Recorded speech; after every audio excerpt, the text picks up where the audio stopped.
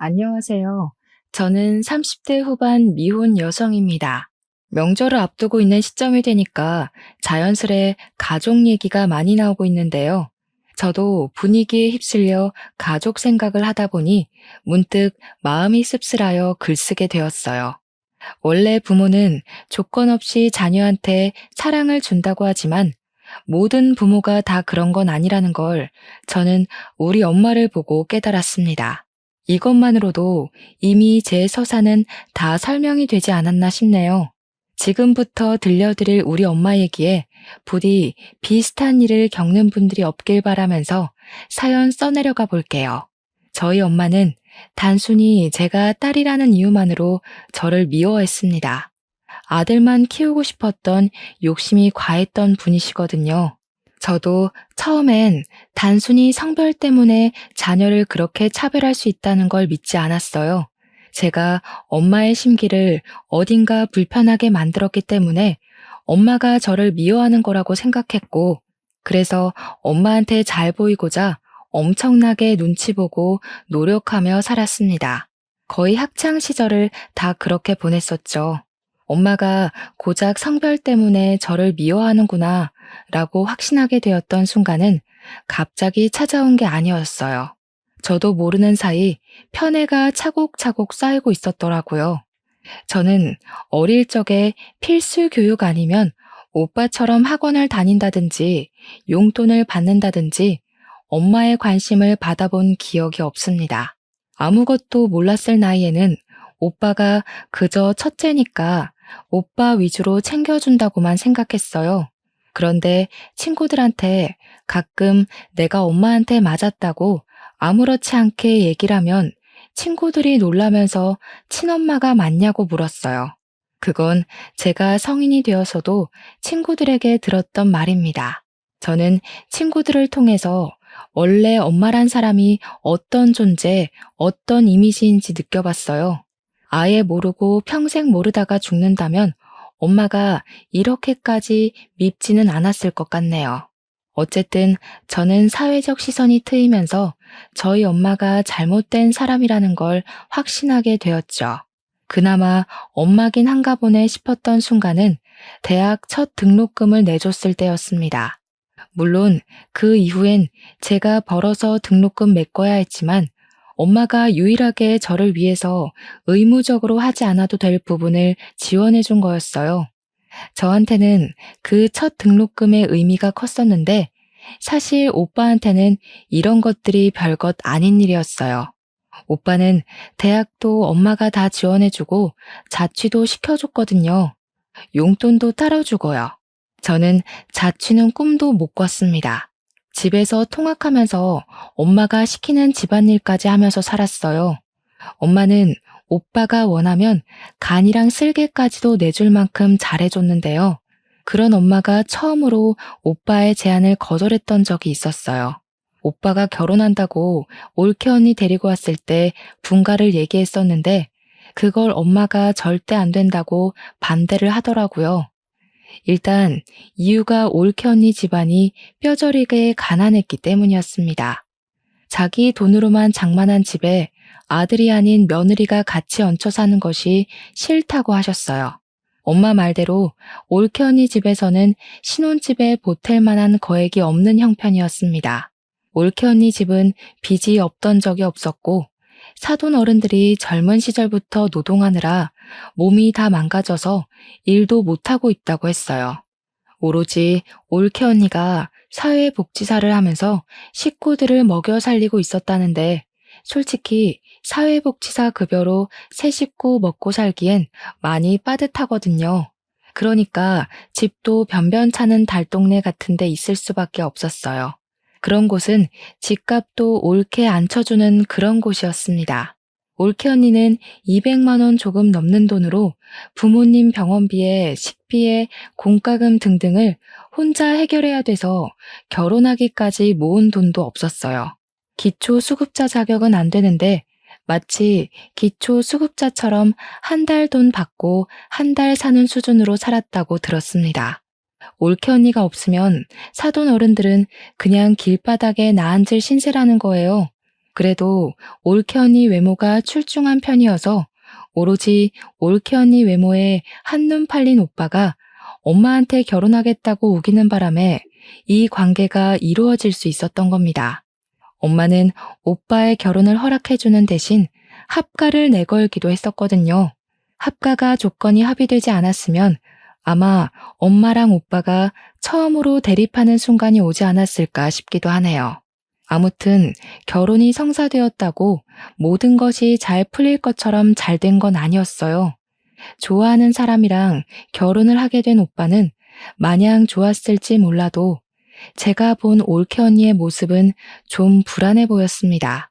오빠를 좋아해서 결혼을 하는 것 같긴 한데 집안끼리 너무 수준 차이가 많이 나서 상견례부터 기죽어 있는 느낌이었어요. 그건 사돈 어른들의 모습도 마찬가지였어요. 그런 올케 언니 식구들 앞에서 엄마는 올케 언니 집안을 지적하며 상견례 자리에서도 대놓고 무시했습니다. 옷이 그런 것밖에 없으셨어요? 제가 그래도 건물주인데 건물주 사돈이라고 하기엔 영 체면이 안 사시네요. 웬만하면 저 만날 때만이라도 옷 한 벌 사입고 오세요.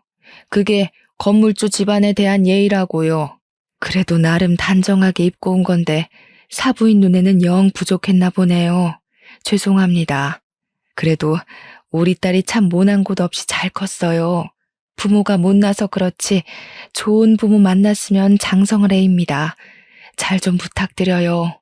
뭐 장성할지 안 할지는 지켜봐야 아는 거고요. 결혼식 온전히 제 돈으로 나가는 거 아시죠? 애들 분가까지는 못 시켜줍니다. 그리고 앞으로 우리 며느리 되라인데 전화 연락은 자제해 주세요. 저는 우리 집에 있었던 일 어디서 말 나오는 거 딱 질색이거든요. 엄마는 사돈들이 가난하다는 이유만으로 쉽게 보는 건지 가리지 않고 막 뱉었어요. 누가 들어도 기분 상할 말이었는데 사돈 어른들은 절대 티를 내질 않았습니다. 딸을 위해서 참는 것 같았어요. 그나마 오빠가 작작하라고 말려서 엄마가 더한 수위를 넘기지 않을 수 있었습니다. 참고로 아빠는 자동차 관련 업체를 운영했었는데 일하다가 부득이한 사고를 당해서 돌아가셨어요. 제가 어릴 때 일이라서 잘 기억은 안 나는데 아빠가 워낙 미래에 대한 대비가 철저한 분이라 노후를 대비해 건물 한 채를 관리하고 있었다고 들었습니다. 안타깝게도 아빠가 돌아가시고 나서 그게 엄마 앞으로 상속이 되었는데 엄마는 그렇잖아도 계모 같은 성격을 건물주가 되자 더 군림하며 행동하였어요. 아무튼 저는 원래 용돈도 없었지만 엄마한테 달라고 구걸하느니 진작에 용돈 생각 자체를 포기했었습니다. 성인이 되고부터는 제가 아르바이트를 하면서 스스로 용돈벌이를 해나갔어요. 올케 언니가 제 예상대로 정말 착한 사람이었는데 저희 집에 올케 언니 들어오고 나서 제가 위로를 좀 많이 받았어요. 혼자 엄마한테 속 터지고 있던 마음을 올케 언니와 공유할 수 있어서 힐링이 되었습니다. 올케 언니랑 있는 시간이 좋긴 한데 한편으론 올케 언니가 저한테 자꾸 뭘 주려고 해서 미안할 때가 한두 번이 아니었어요. 아기씨, 이거 내가 사놓고 안 하는 목걸이인데 아가씨 할래요? 아가씨 목이 길고 하얘서 잘 어울릴 것 같아요. 언니, 저번에도 챙겨주시더니 또요? 저야 좋긴 한데 저 진짜 살면서 가족한테 관심 받는 거 처음이에요. 저 챙겨주는 사람 언니밖에 없어요. 처음엔 저도 모르게 착한 올케 언니에게 더 관심 받고 싶어서 괜히 힘든 소리도 많이 하고 고민 상담하면서 위로도 갈구했었어요. 그때마다 올케 언니는 제 마음을 귀신같이 알아채고는 친언니처럼 진심으로 저를 보듬어 주었습니다. 올케 언니 덕분에 원래 가족이란 건 이런 거구나 생각했어요. 그래서 올케 언니에 대해 마음이 많이 열렸고 저도 엄마 몰래 올케 언니를 많이 도와주었습니다. 혼자 집안이라는 서름을 누구보다 제가 잘 알고 있기 때문에 저는 올케 언니에게 그런 감정을 느끼게 해주고 싶지 않았어요. 올케 언니가 엄마한테 이리 치이고 저리 치이는 걸 많이 봤거든요. 엄마는 그냥 여자를 싫어하는 건지 저한테만 괄시를 했던 게 아니라 올케 언니도 그저 여자에 가난까지 더해서 심하게 미워하더라고요. 아유, 너는 가난한 냄새를 아주 달고 다니는구나. 어디 가서 내 며느리란 소리 하지 마라.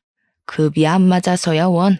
엄마는 저한테 그랬던 것처럼 올케 언니에게 막말을 서슴지 않되 다행히도 손찌검은 안 했고 이래라 저래라 명령질만 장난이 아니었습니다. 올케 언니가 사소하게 실수하는 것도 전부 트집 잡는 걸로 모자라 올케 언니의 살림 방식을 굉장히 싫어했어요. 야, 너 화장실 식초로 씻었니? 꾸진 년이 꾸진 짓만 하고 있네. 이 집에 비싼 물건들이 얼마나 있는데 냄새 배게 하려고 작정했어? 당장 환기시켜. 이런 식으로 올케 언니가 욕을 먹을 때면 제가 그거 달래준다고 늦은 새벽에 제 방으로 올케 언니를 몰래 불러서 맥주 한잔하며 엄마 뒷담 많이 깠습니다. 저도 저지만 올케 언니도 제가 아니었으면 이 집에서 못 버텼을 거라고 고마워해줬어요. 그렇게 저희 둘은 갈수록 사이가 많이 돈독해졌는데 얼마 안 가 대학을 졸업한 저는 집이랑 좀 먼 곳에 취업이 되어 독립을 하게 되었어요. 그간 제가 아르바이트 하면서 안 쓰고 모은 돈이 있어서 보증금 마련은 충분했습니다. 드디어 엄마한테서 해방될 수 있었다는 생각에 무척 신이 났었지만 한편으로는 혼자 남게 될 올케 언니가 걱정이 되어서 썩 좋지도 않았어요. 하지만 제가 올케 언니를 데려올 수 없는 상황이잖아요. 만약 올케 언니가 정말로 제 친언니였다면 저는 망설임 없이 올케 언니를 데리고 나왔을 겁니다.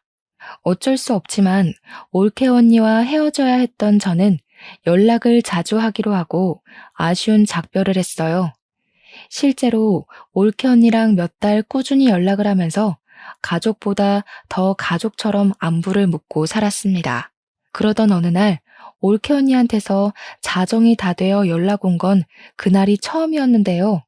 언니가 우리 집에서 하룻밤 신세 질 수 있겠냐고 묻더라고요. 너무 놀라서 이 늦은 시간에 오겠다는 거냐고 되물었으나 제가 잘못 들은 건 아니었더라고요. 그런 부탁을 하는 올케 언니 목소리가 많이 안 좋아 보여서 저는 택시로 마중을 나갔습니다. 오랜만에 본 올케 언니는 얼굴이 말이 아니게 헬쑥했고 뺨이라도 맞았는지 한쪽 볼이 부어 있었어요. 이거 왜 이래요? 설마 엄마가 이랬어요? 엄마가 이제 언니 때리기까지 하는 거예요? 그냥 좀 실수로 그릇을 깼는데 이렇게 됐어요. 제가 잘못한 건데요, 뭘. 근데 좀 속상해서 아가씨가 너무 보고 싶더라고요. 늦은 시간인데도 연락 받아줘서 고마워요. 올케 언니는 거짓말을 잘 못하는 사람입니다. 그래서 저는 올케 언니 잘못으로 뺨을 맞았다는 게 거짓말이라는 걸 눈치챘어요. 집에 가서 올케 언니랑 제대로 대화를 해보았는데 역시나 올케 언니 실수 때문에 맞은 게 아니었더라고요. 오빠가 올케 언니한테 반찬 투정을 했는지 실수로 접시를 밀어서 그릇을 깨트렸는데 엄마가 그 소리를 듣고 방에서 뒤늦게 나와 확인하고는 냅다 올케 언니 귀싸대기를 날렸다는 겁니다. 한 대가 아니었다는 것은 더 충격이었어요. 그런데 여기서 더 황당하고 짜증났던 건 올케 언니가 엄마한테 맞고 있는 그 상황에서 오빠는 올케 언니를 향해 혀만 끌끌 차고 있었다고 하지 뭡니까? 언니한테까지 그럴 줄은 몰랐는데 진짜 그 사람들 정신이 나가도 단단히 나갔네요. 이거 가정폭력이잖아요. 언니가 신고하겠다고 하면 제가 무조건 도울게요. 우리 신고합시다. 괜찮아요. 그냥 오늘 밤만 좀 재워줘요. 내일 아침 일찍 들어가 봐야 돼서 먼저 좀 잘게요. 올케 언니는 우리 집에서 더 큰 보복이 돌아올까봐 두려워하는 얼굴이었습니다. 올케 언니가 한 번은 오빠한테 이혼 얘기도 했었다는데 오빠가 그걸 엄마한테 고자질하는 바람에 엄마가 또 올케 언니를 잡아먹으려 했다네요. 우리 엄마 성격에 자기 아들 커리어에 이혼 이력이 남는 게 싫어서 이혼을 절대 거절했을 거란 말이죠. 아마 그때도 올케 언니가 엄마한테 맞지 않았을까 싶은 생각이 들었어요. 이왕 우리 집에 온 거 올케 언니가 오늘만큼은 마음 편히 잠을 자고 갈 수 있도록 방안을 최대한 따뜻하게 만들어 주었습니다. 다음 날은 뭐 그리 빨리 오는 건지 올케 언니를 웬만하면 보내기 싫었는데 어쩔 수 없이 배웅을 하면서 혹시라도 무슨 일이 있으면 언제든지 찾아오라고 우리 집 비밀번호도 알려줬어요. 올케 언니는 정말 고맙다고 하고 그렇게 지옥 구덩이로 돌아갔습니다. 그리고 저는 올케 언니를 그렇게 보낸 걸 여전히 뼈저리게 후회하고 있어요. 제가 다음으로 들은 올케 언니 소식은 유감스럽게도 사망 소식이었거든요. 일하다가 연락을 받았던 저는 상부의 얘기에 이를 빼고서 장례식으로 헐레벌떡 달려갔습니다. 올케 언니 영정사진과 그 앞에서 울고 있는 올케 언니 부모님을 보았어요. 그리고 그 와중에 소름 끼쳤던 건 눈물 한 방울 안 흘리는 오빠보다 시시덕거리며 조문객들이랑 떠들고 놀고 있는 엄마 모습이었습니다. 아우, 여기 음식업체 어디니? 떡이 굳었네 굳었어. 전화해서 좀 따져라. 돈을 얼마나 줬는데 서비스가 이 모양 이 꼴이야? 그때는 엄마가 다른 날보다 더 사람 같지 않아 보였어요. 엄마의 망언이 빈소 전체로 퍼지고 있는데도 가난한 집안이었던 사돈 어른들은 이 장례식을 차려준 엄마를 차마 뒤집어 엎질 못하고 있었습니다. 사돈 어른들이 더 분에 받쳐서 올케 언니를 향해 울고 있는 걸 제가 더 못 참겠더라고요.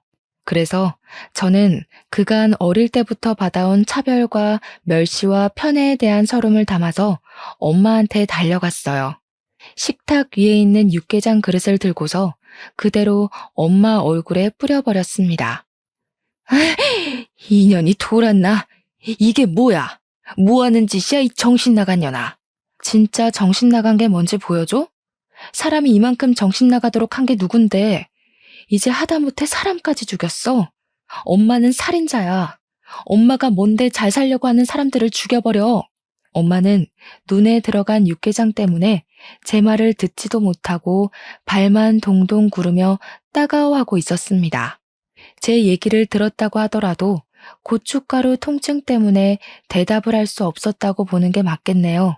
엄마가 너무 소란 피우면서 휴지를 찾으니까 누군가가 서둘러 휴지를 가져왔는데 저는 그걸 뺏어 들고서 신발장 밖으로 던져버렸어요. 그리곤 엄마 머리채 잡고 잡아뜨리고는 올케 언니 죽인 죄로 경찰에 신고할 거라 겁박을 주었습니다.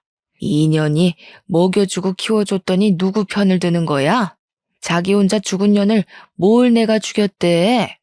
나도 짜증나 죽겠다고. 갑자기 죽어버려서 사람 돈 쓰게 만들고 말이야. 부조금 다 내가 가져갈 거니까 아무도 손대지 마. 올케 언니가 삶을 스스로 포기했을지언정 그렇게 만든 원인은 당연히 엄마랑 오빠라고 생각했습니다. 손만 안 댔다 뿐이지 올케 언니에게 엄마랑 오빠는 분명한 가해자였어요. 장례식장은 첫날부터 시끄러웠습니다. 제가 엄마를 막대하고 있자 뒤늦게 오빠가 달려들어서 저를 밀쳤는데 그대로 밀쳐지는 저를 사돈 어른들이 붙잡아 주어 넘어지진 않았어요. 사돈 어른들은 저를 보고서 용기를 얻은 건지 이제야 엄마한테 한 소리를 하기 시작했습니다. 이 악마 같은 사람들, 우리 딸을 감히 총부리듯 부려요? 어쩐지 우리 같은 집안을 사돈으로 받아준다고 할 때부터 이상했어. 우리 딸 이런 식으로 부려먹고 죽이려고 데려간 거지? 어디서 가난뱅이 주제에 건물주한테 큰 소리를 쳐요? 아무것도 없이 쓸모없는 몸뚱이만 들고 시집 왔으면 그 정도는 감당했어야지. 세상에 공짜가 어딨어? 내가 정신 나갔다고 남의 집 거지 새끼를 애지중지하며 데리고 살겠어? 내 딸 입에 들어가는 쌀 한 톨도 아까운 마당에? 엄마는 오빠 덕분에 겨우 눈을 뜨고는 우리한테 삿대질을 하면서 망언을 퍼부었습니다. 그러면서 자기가 차린 장례식장이니 당장 꺼지라고 아니, 올케 언니 장례식 여기서 정리하자고 난동 부리기 시작했어요. 결국 보안 직원 오면서 상황은 정리되었습니다. 보안 직원 지키고 있는 가운데 올케 언니 장례식은 3일을 겨우 보낼 수 있었어요. 엄마랑 오빠 때문에 올케 언니 앞에서 마음 터놓고 울어보지도 못하고 완전 냉전 상태로 장례식을 마무리했습니다. 저는 이대로 올케 언니를 억울하게 보낼 수 없었어요. 끝까지 잘잘못 모르는 악마 같은 제 가족을 벌 주고 싶었습니다. 저도 그만한 도전을 해볼 수 있는 직장인이었으니까요. 가장 먼저 찾아간 곳은 바로 우리 집이었어요. 언니의 물건이 다 그 집에 있으니까 들어가기 끔찍한 그곳을 제 발로 찾아갔습니다. 아이고, 가난뱅이 자식 납시였네. 네가 거기서 감히 남의 집 사람들을 옹호해? 이제 너는 내 딸 아니야. 내 집에서 당장 나가. 내가 언제 엄마 딸이었던 적은 있어? 자식이라고 낳았으면 조건 없이 당연히 해줘야 되는 의무 말고는 엄마가 나한테 뭘 해줬는데? 대학 등록금 한 번 내준 거? 그건 엄마가 자식한테 해주는 지원이 아니라 내가 엄마 뒤치다꺼리한 비용으로 받은 거지. 엄마가 나한테 뭘 해줬다고 생각하는 것만큼 나도 엄마한테 똑같이 해주느라 힘들었으니까 그딴 걸로 생색낼 생각 마. 그 뒤로도 엄마가 제게 시비를 걸었는데 그냥 무시해버렸습니다. 저는 오빠가 출근하고 없는 방으로 들어가 올케 언니 물건을 뒤졌어요. 그런데 감쪽같게도 올케 언니 물건이 없더라고요. 설마 벌써 내다 버린 건가 싶어 불안감이 엄습해왔습니다. 당장 엄마한테 가서 올케 언니 짐 어쨌냐고 따졌더니 엄마가 콧방귀를 끼대요. 아, 그 꾸질꾸질한 옷들? 저 방에다 처박아뒀다. 갖다 버리려다가 내 손 더러워질까봐 놔뒀는데 얼른 좀 치워버려. 괜히 돈 빼먹는 귀신이라도 붙을라. 저희 본가에는 창고로 쓰는 방이 하나 있었는데 그곳은 보일러도 안 들어오는 방이에요. 엄마가 그곳을 가리키길래 문 열고 들어가 봤습니다. 사용하지 않는 곳이라서 전등 설치도 안 했기 때문에 창문도 없는 그 방은 깜깜 그 자체거든요. 그나마 거실에서 들어오는 불 때문에 문을 열면 안이 보이는 정도였어요. 그렇게 확인한 방 안은 정말 경악할 정도로 말이 안 나왔습니다. 올케 언니가 저 없는 동안 내내 여기서 지냈는지 베개랑 이불 곱게 개어져 있었고 언니 옷 몇 개랑 신발까지 전부 이 안에 있더라고요. 이 방에서 생활을 했던 것 같았습니다. 그걸 보자 미친 듯이 부하가 치밀어 오르면서 눈물이 났지만 참았어요. 당장의 감정 때문에 엄마랑 오빠를 더 크게 벌할 수 있는 기회를 놓칠 순 없었습니다. 저는 꽤 큰 가방을 들고 왔으나 챙길 것 몇 없는 언니의 물건을 전부 가방에 담고 집을 나왔어요. 나올 때도 엄마가 근처 얼씬도 하지 말라는 욕을 하길래 대문을 한번 발로 차주고 돌아섰습니다. 그러고는 그 짐을 사돈 어른 댁에 전달해 주었어요. 사돈 어른들은 언니의 조촐한 유품들을 보면서 또 한 번 눈물을 흘렸습니다. 정말 고마워요.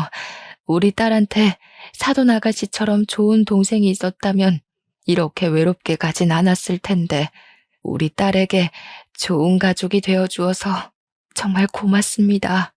안사돈 어른은 난임이라서 올케 언니도 힘들게 얻은 자식이라고 했습니다. 힘들게 얻은 자식을 지켜주지도 못하고 그렇게 황망하게 보냈으니 저는 상황을 이렇게까지 만든 엄마가 더더욱 악마로 느껴졌어요. 저는 꼭 올케 언니의 억울함 풀어주겠다고 근거 없는 약속을 했고 사돈 어른들을 위로해 주었습니다. 원래는 바로 집에 가려고 했는데 사돈 어른들이 보채서 저녁까지 먹고 갔어요. 저를 세심하게 챙겨주는 사돈 어른들 관심을 받으면서 올케 언니 생각이 많이 났습니다. 사돈 어른들과 올케 언니의 마음이 비슷하게 닮아 있는 것 같았거든요. 맛있게 식사를 마친 저는 설거지를 대신 해드리려고 했어요. 그런데 갑자기 방에서 나온 바깥 사돈 어른이 제게 하얀 봉투를 내미는 바람에 다시 자리에 앉게 되었습니다. 장례식 때 도와줘서 고마워요. 아가씨 없었다면 우리 딸 3일장도 못 치렀을 거예요. 이건 고맙다고 주는 사례비예요. 네?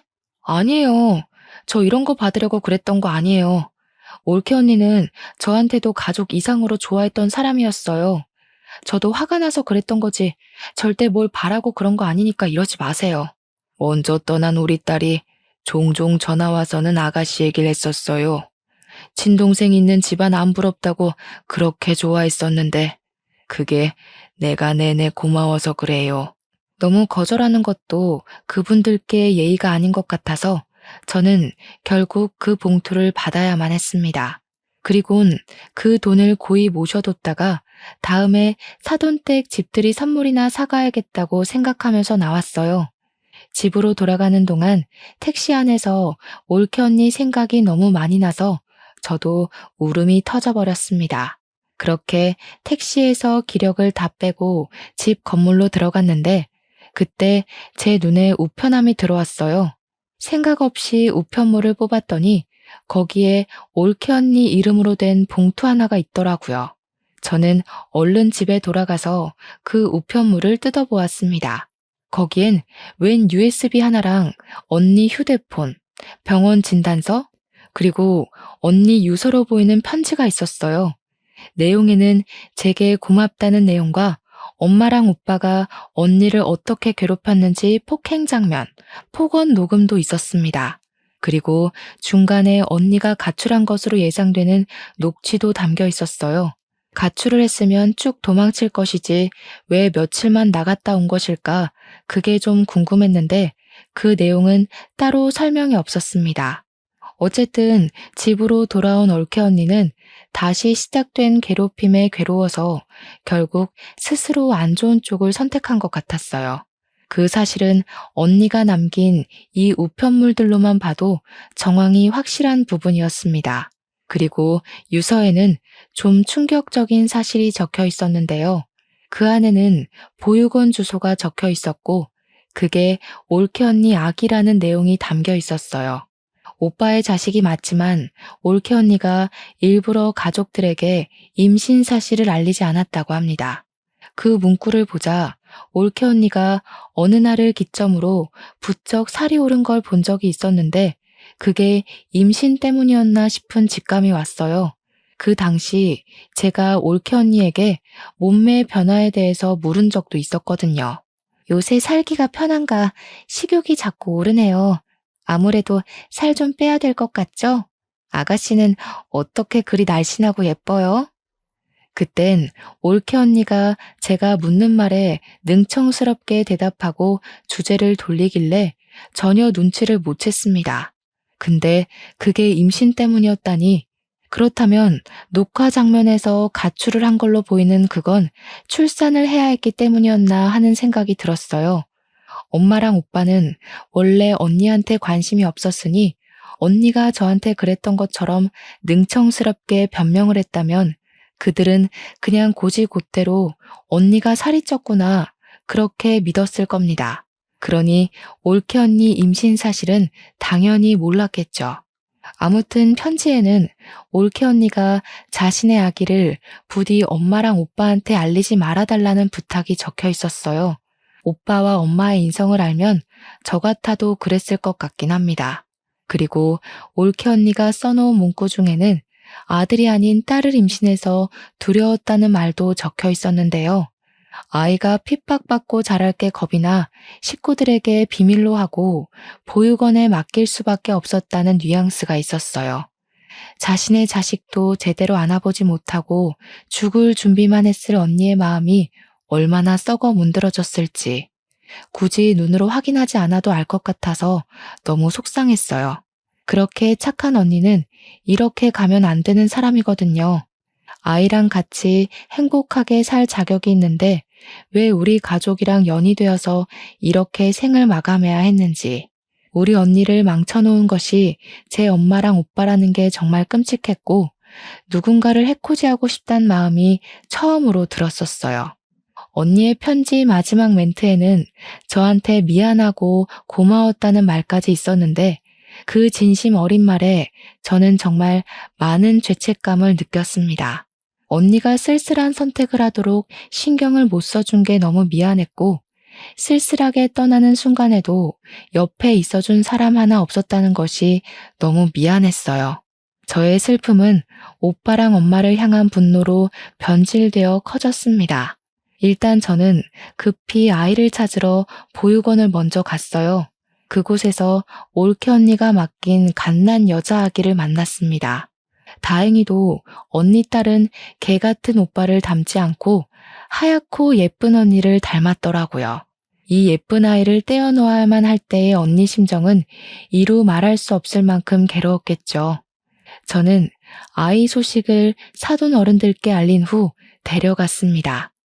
다행히 출생신고는 되어 있었는데 조금 늦게 안 사실이지만 당황스럽게도 아이 이름이 제 이름과 같더라고요. 언니가 저를 그만큼 생각해줬다는 것 때문에 제가 얼마나 더 울었는지 모릅니다.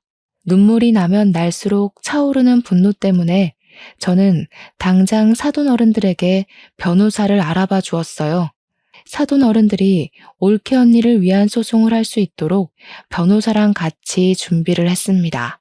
올케 언니는 아이가 있다는 사실을 밝히지 말아달라고 했지만 양육비를 뽑아내기 위해선 어쩔 수 없었고 양육비 청구 소송까지도 빠짐없이 받아낼 생각이었어요. 우리 예쁜 조카는 사돈 어른이 엄마 몰래 키워주기로 했습니다. 구청에 가서 사돈들이 지원을 받을 수 있는 혜택도 알아봐 줬어요. 그리고 제게 가장 중요한 소송, 그걸 자랑하려고 직접 소송장을 가지고 본가에 직접 찾아갔습니다. 근데 어처구니 없게도 집 앞에 웬 다른 아가씨가 하나 있더라고요. 엄마랑 문 앞에서 대화를 하는 것 같았는데 저도 모르게 계단 쪽으로 숨어서 그 상황을 엿들었습니다. 혹시 몰라서 몰래 휴대폰 렌즈만 들이밀어 영상도 촬영했죠. 어쩜 이리도 착할까. 우리 아들이랑 너무 잘 어울리는 한 쌍이다. 이제 뭐 필요한 거 있으면 이 시애미한테 얼마든지 말해. 그리고 앞으로는 무겁게 한우 같은 거 사들고 오지 마. 귀한 우리 며느리 손 상할까봐 내 마음이 조마조마하다. 아주 기가 막히지 않습니까?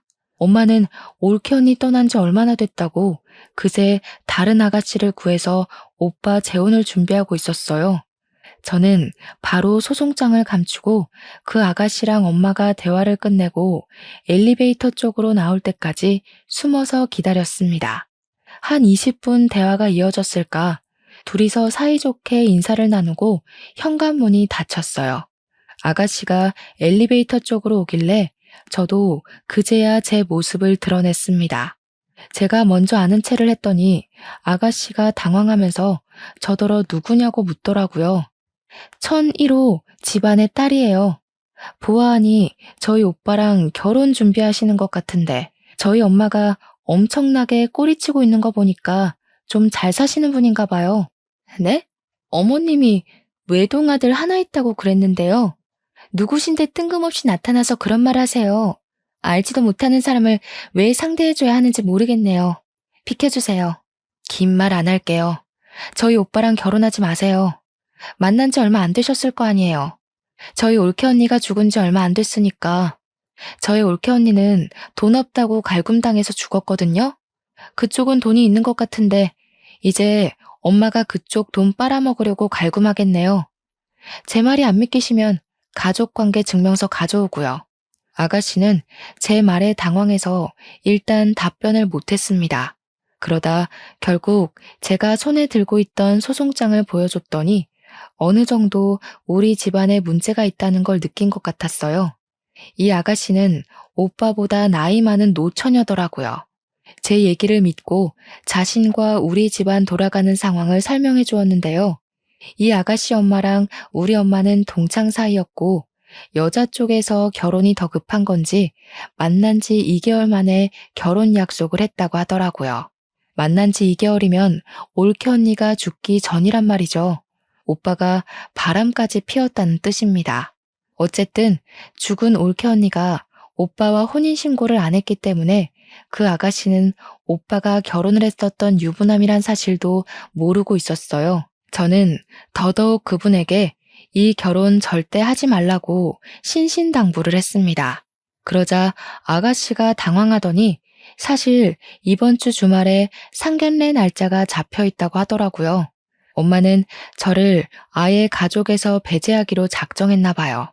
딸이 있다는 사실도 안 알리고 오빠가 상견례 한다는 사실도 알리지 않은 것 보면 말이죠. 뭐 이런 정황만 봐도 유부남인 게 들킬까봐 그런 게 뻔하네요. 오히려 잘 됐다고 생각했어요. 저는 아가씨에게 그 상견례 장소랑 시간만 알아내서 깽판 치러 찾아가기로 계획을 바꿨습니다. 그렇게 예고 없이 들이닥친 상견례 자리에서 엄마랑 오빠는 제 얼굴을 보자마자 하얗게 질려버렸어요. 아가씨는 이미 자기 가족들에게 제가 깽판 치러 올 걸 알렸는지 엄마랑 오빠만큼은 놀라지 않더라고요. 저는 가져온 소송장을 아가씨 식구들에게 전부 보여주었습니다. 그리곤 당신 딸이 만약 이 결혼을 한다면 죽은 올케 언니 꼴 날 거라고 낱낱이 알려주었어요. 그리곤 오빠가 혼인신고는 안 했을지언정 사실 결혼을 한 유부남이라는 사실도 밝혀주었습니다. 심지어 올케 언니가 시모의 갖은 핍박과 폭언에 더 이상 살고 싶지 않아 스스로 목숨을 끊겠다는 내용의 비디오 영상까지 보여주었죠. 그곳에는 엄마가 올케 언니를 함부로 대하는 장면이 노골적으로 담겨 있었어요. 근데 여기서 돌아가는 상황을 알고 보니 아가씨 집에서 이미 엄마한테 명품백을 몇 개 해줬나 보더라고요. 게다가 엄마가 건물주 신분을 내세우면서 예단비로 1억까지 요구한 상태였고요. 새 사돈 되시는 분은 저렴하기 짝이 없는 엄마의 행실에 결국 화를 참지 못하고 자리에서 일어났습니다. 그리곤 식탁 위에 있는 따뜻한 차를 엄마 얼굴에 뿌려버리는 거 아니겠습니까? 우리 딸이 어제 그런 말 할 때는 그래도 동창이니까 네 말을 믿었어. 근데 이런 시궁창 과거를 속이고 감히 우리한테 돈까지 바래? 우리 딸은 또 뭐라고 괴롭히면서 죽일 작정이었니? 네 아들보다 나이 많다고 종살이 시킬 생각이었어? 화딱지 나서 못 참겠네. 너 내가 고소할 테니까 두고 봐. 알고 보니 오빠 재혼에 필요한 예식장과 신혼집에 들어갈 가전제품, 신혼집까지 전부 다 아가씨 집안에서 돈을 다 대준 거더라고요. 마치 올케 언니가 우리 집 올 때 우리 집에서 신혼살림 다 대준 것처럼 말이죠. 뭐 올케 언니는 분가를 한 게 아니니까 사실상 그렇게 뭘 많이 해줬다고도 못해요. 지금이야말로 뱉어낼 게 많아진 엄마가 큰일 난 셈이었습니다. 화가 난 아가씨 엄마는 자기가 들인 돈 다 뱉어내라고 소리를 빽 질렀고 당장 사기죄로 신고할 거라며 변호사를 찾으러 자리를 박차고 나갔습니다. 엄마가 나가는 친구를 잡으려고 급하게 따라붙었지만 자기 친구한테 귀싸대기만 맞았을 뿐이었어요. 아가씨 엄마가 돈이 더 많으니까 엄마가 정말 꼼짝도 못하더라고요. 엄마는 그 성질 못 참고 화살을 제게로 돌렸는데요. 엄마가 제 머리채를 잡는 순간 마침 경찰이 들이닥쳤어요. 사실 제가 경찰에 미리 신고를 하고 이곳을 찾아왔거든요. 잘 됐다고 아가씨 엄마도 나가다가 경찰을 마주친 건지 다시 돌아와서는 당장 이것들 다 잡아가라면서 사기꾼들이라고 삿대질을 했어요. 엄마랑 오빠는 찍소리도 못하고 그대로 연행이 되었습니다. 아가씨 엄마는 결혼 준비를 위해 낭비한 금액인 1억을 손해배상 청구했어요. 엄마랑 오빠는 징역까진 안 받고 거액의 위자료를 덤터기 맞는 걸로 판결이 내려졌습니다. 이미 그것만으로 건물이든 집이든 하나는 내놓아야 되는 상황이라서 엄마가 굉장히 화났을 겁니다. 그래서 그런가 우리 집을 찾아와서 대문을 발로 차고 난리더라고요. 문 열기는 싫고 인터폰 켜고서 꺼지라고 한마디 해줬더니 엄마가 초인종에 대고 쌍욕을 하는 거 아니겠어요? 내가 너를 낳는 게 아니었는데 진짜 너는 집안의 수치다. 어떻게 한 번도 엄마 인생에 쓸모가 있던 적이 없냐? 2년 때문에 지금 얼마를 손해봤는지 알아? 거지 같은 사돈댁 챙기면서 멋대로 살 거면 영영 나타나질 말던가. 왜 우리 앞길을 망쳐? 고작 이런 걸로 망했다고 횡포 부리면 안 되지. 사돈어른이 양육비 청구도 했어. 이번만 돈 나가는 게 아니라 지금부터 한 20년은 보내줘야 할 거야. 엄마가 건물주라서 양육비 액수도 크게 잡히더라. 어? 뭔 개소리야. 양육비가 뭔지 모르니? 네 오빠랑 죽은 년 사이에 아무것도 없었는데 무슨 수로 양육비를 청구해? 아, 뭐 그새 애라도 하나 입양했나 보지? 그런데 어쩌니? 혼인신고 처리 안 돼 있어서 그 애는 우리 아들이랑 상관이 없는데. 이렇게 멍청한 것도 엄마라고. 고지 곧대로 당하고 산 게 억울하네. 오빠한테 사실 딸 있었어. 올케 언니가 그 집안에서 애 키우면 피 말라 죽을까봐 숨겨두고 있었거든. 조만간 유전자 검사 결과 우편으로 갈 테니까 따질 거면 꼭 확인하고 따져. 아이 소식은 다소 당황스러웠는지 제 말이 끝나도 인터폰 안에서 아무 말도 안 들려왔어요. 거기다 대고 저는 한마디 더 해줬습니다. 딸도 있는데 또 오빠 재혼시키면 내가 평생 따라다니면서 네 아들 혼사길 다 망쳐놓을 거라고 경고를 날렸죠. 저는 그걸 마지막으로 엄마랑 오빠와 대면한 적이 없습니다. 변호사에게서 소식만 전해 듣길 엄마는 위자료랑 소송 금액 그리고 벌금을 내기 위해서 자랑스럽게 떠벌리던 건물을 팔았다고 했어요. 그나마 살고 있는 집 하나는 지킨 것 같더라고요. 물론 그것도 어떻게 될진 모르죠. 양육비를 20년이나 줘야 하는데 과연 오빠 급여 하나 가지고 생활비에 양육비에 사치 쩌는 엄마 용돈에 감당이 될지 모르겠네요. 저는 20살 때부터 가족의 도움 없이 저 혼자 돈을 마련했기 때문에 그들이 망하든 말든 상관이 없었어요. 그들 인생 망쳐놨으니 이제는 그저 사랑스러운 조카를 보는 낙으로 지낼 뿐이었습니다. 조카는 하루가 달리 예쁜 모습을 자랑했는데요. 올케 언니랑 전체적인 느낌이 닮았으나 가장 닮은 게 웃는 얼굴이더라고요. 조카가 웃을 때마다 언니 생각이 나서 한 번씩 마음이 저려요.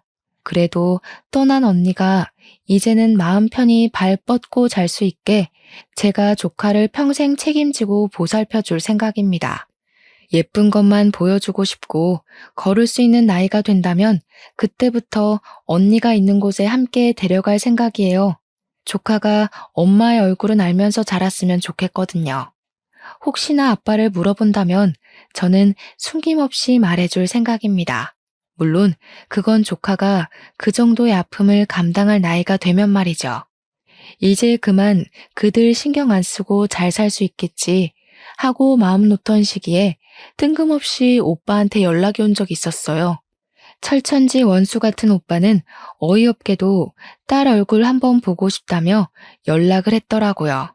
그 말을 듣는데 더 들을 것도 없이 화가 나서 저는 오빠한테 바로 미쳤냐고 절대 싫다고 거절했습니다. 오빠가 아빠 자격이 있다고 생각해? 언니가 오죽 겁이 났으면 임신한 사실도 숨겼겠어. 출산도 몰래 집 나가서 혼자 해결하고 몸 회복도 안 됐는데 집에 돌아와서 또 괴롭힘 당했어. 언니가 그렇게 괴로울 동안 오빠는 뭐 했는데? 오빠는 엄마랑 뭐 다를 거라 생각해? 오빠는 그냥 조카 양육비만 다달이 보내면 돼. 그게 내가 오빠한테 봐줄 수 있는 유일한 아빠 노릇이야. 오빠는 제 경고에 아무런 말도 하지 못했습니다. 그제야 자기도 잘못한 걸 뼈저리게 느낀 건지 다행히도 성실하게 양육비를 보내주곤 있어요. 만약 안 보낸다면 제가 또 가만히 있지 않을 겁니다. 엄마는 여전히 반성도 없어요. 오빠가 가끔 문자로 엄마 감당하기 힘들다고 연락이 오는데 엄마가 정신 나가서 그런가 이젠 아들한테도 성질을 부리나 봅니다. 저러다가 그나마 있는 아들 하나한테도 버림받아봐야 정신을 차리는지 모르겠네요. 제가 조금 더 빨리 철이 들고 사회에 대해 잘 알았더라면 올케 언니를 우리 오빠랑 결혼시키지 않았을 텐데 이건 아마 제 평생의 후회로 남을 것 같습니다. 그 사실 때문에 사돈댁에 더 자주 찾아가긴 해요. 마치 본가를 찾아가듯 마음 편한 걸음으로 주말에 한 번씩은 갑니다. 조카가 좋아하는 인형이랑 용품들 챙겨가고 사돈어른들 옷도 몇 벌씩 선물해주고 있어요. 제 급여가 떵떵거릴 만큼 많은 건 아니지만 용돈을 딱히 쓸 데도 없고 또 사돈댁이 제게는 본가 같은 기분이 들어서 그렇게 하고 싶더라고요. 사돈 어른들도 제게 더는 존댓말을 하지 않아요. 정말 딸처럼 이름을 불러주면서 제 생일까지 기록해놓고 챙겨주신답니다. 이런 게 남들 다 누리고 있는 가족 사이라면 저는 아마 사돈댁과 계속 이런 연을 이어갈 것 같아요. 비로소 소중한 사람들과 화목하게 사는 것이 무엇인지 느끼고 있는 요즘입니다. 글이 길었죠? 변변찮은 내용이었을지 모르겠지만 긴 글 들어주셔서 너무 감사합니다. 날이 많이 따뜻해졌는데 우리 모두 가족들과 나들이 다니면서 소중한 추억 많이 만듭시다.